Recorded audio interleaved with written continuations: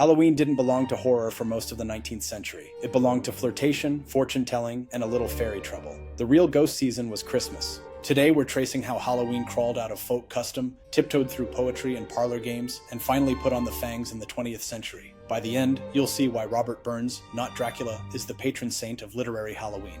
Quick context. Halloween grows out of All Hallows' Eve and older Celtic Samhain beliefs, a night when boundaries weaken and the good people roam. Even Shakespeare tosses an early nod in Measure for Measure. But the distinctly Scottish Halloween shows up clearly in the ballad Tam Lin. A rescue on Halloween night, a queen of faerie, a lover snatched across the border of worlds. That's the template. Liminal night, risky love, rules you break at your peril. Jump to 1780. John Mayne writes a minor poem and coins the vibe. Fearful pranks, bogies, rustic nerves. Then comes the Big Bang. In 1785, Robert Burns writes Halloween, and the holiday officially steps onto the literary stage. He opens, "Upon that night, when fairies light on Cassilis Downan's dance." And then, switch. He's in the kitchen, at the hearth, with farmers and sweethearts.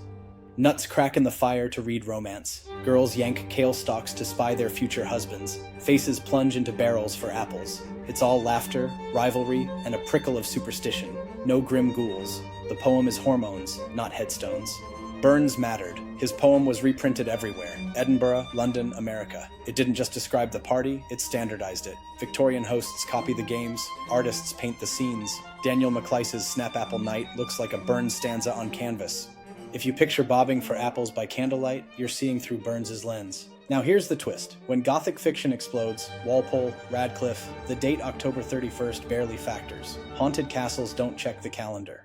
There's one theatrical crossover in 1799. John Cross slaps Halloween onto a Radcliffe-inspired stage spectacle and bookends it with Scottish spookery to sell tickets. That tells us something.